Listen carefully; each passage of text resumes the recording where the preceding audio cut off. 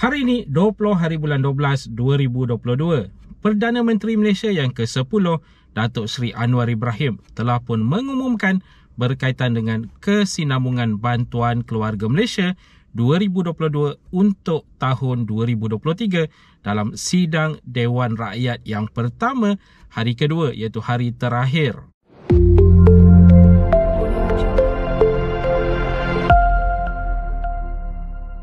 Assalamualaikum, salam sejahtera. Jumpa lagi di channel Herwan Nabi. Okay guys, kepada mereka yang belum lagi subscribe ke channel ini, jangan lupa tekan pada butang subscribe, tekan juga pada butang loceng.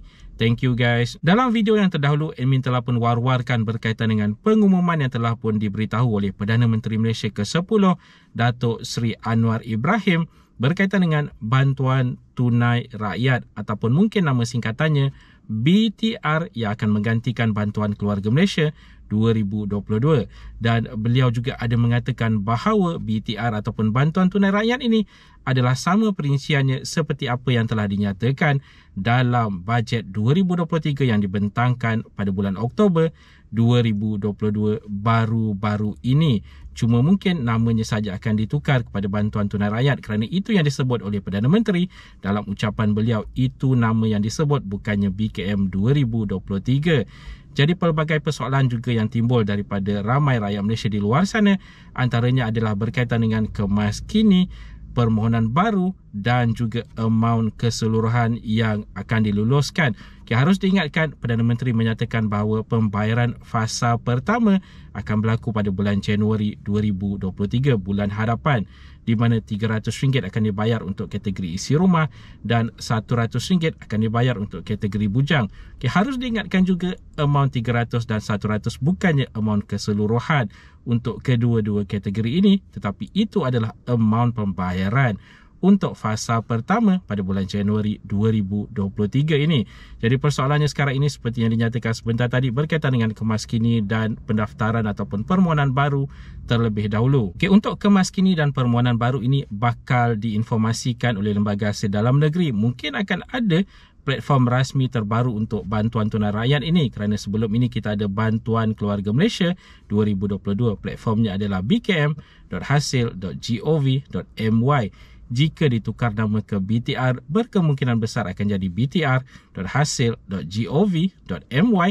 Cuma belum lagi ada kenyataan rasmi ataupun informasi rasmi dikeluarkan oleh pihak-pihak yang berkenaan. Dan dijangkakan juga untuk pembayaran pada Januari 2023, pembayaran fasa pertama nanti, kemaskini tidak akan diambil kira lagi dan permohonan baru belum akan diambil kira lagi kerana pembayaran harus dilakukan segera. Jadi berkemungkinan besar data akan diambil daripada kelulusan fasa keempat BKM 2022. Seperti pembayaran BPR sebelum ini jika anda masih ingat, kerana sewaktu pembayaran BPR fasa pertama tahun 2021, di mana ketika pembayaran tersebut dilakukan mengambil kira data daripada BSH sebelum kemaskini dibuka. Jadi perkara yang sama mungkin akan berlaku untuk bantuan tunai rakyat pembayaran fasa pertama Januari ini bagi mereka yang lulus untuk fasa keempat BKM 2022. Jadi berkemungkinan besar akan automatik lulus untuk pembayaran fasa pertama. Walau bagaimanapun, dari semasa ke semasa nantikan informasi rasmi berkaitan dengan kemaskini serta permohonan baru ini bila akan dibuka untuk dilakukan. Dan seperti kebiasaan, kemaskini ini hanya perlu dilakukan jika ada perubahan data. Jika tiada perubahan data, anda tidak perlu mengemaskini maklumat anda. Ingat tu, konsepnya sama seperti sebelum ini. Dan seterusnya berkaitan dengan amaun keseluruhan yang diluluskan. Okey, untuk ini sebenarnya Perdana Menteri dah bagi hint pun, di mana seperti kata beliau, apa yang telah dinyatakan dalam BKM 2023 sewaktu bajet 2023 dibentangkan pada bulan Oktober lalu akan diguna pakai. Bermakna segala informasi yang telah pun diterjemahkan sewaktu bajet 2023 itu akan diguna pakai. Jadi admin akan recap sedikit berapakah amaun kategori keseluruhan. Untuk kategori isi rumah, pendapatan kurang daripada RM2,500 sebulan jika mempunyai 5 orang anak ataupun lebih, mereka akan menerima jumlah maksimum RM2,500. Mempunyai 0 ke 4 orang anak menerima antara RM1,000 ke RM2,000. Kemudian untuk pendapatan isi rumah RM2,500 ke RM5,000 pula, mereka ni akan menerima antara RM500 ke RM1,250 bergantung kepada berapa tanggungan anak. Seterusnya untuk warga emas yang tiada pasangan, mereka ini akan menerima RM600 keseluruhan, dan bujang 21 tahun ke atas akan menerima RM350. Jadi itu adalah amount yang telah pun dinyatakan dalam bajet 2023 sebelum ini. Jadi jika diguna pakai, itu adalah informasi yang perlu diambil tahu. Cuma untuk kategori isi rumah itu belum ada perinciannya lagi.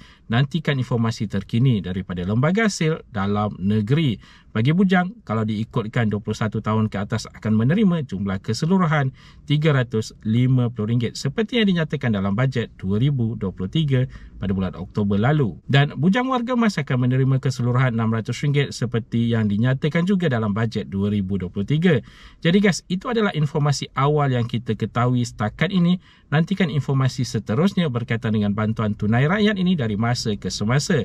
Amy akan war-warkan juga berkaitan dengan kemas kini, permohonan baru serta amount keseluruhan jika ada perubahan ataupun jika ada maklumat terkini berkaitan dengan perincian kategori-kategorinya. Okay guys, itu tadi sedikit sebanyak perkongsian di dalam video pada kali ini. Jika ada sebarang komen, sebarang pertanyaan, anda boleh tinggalkan di ruangan komen di bawah.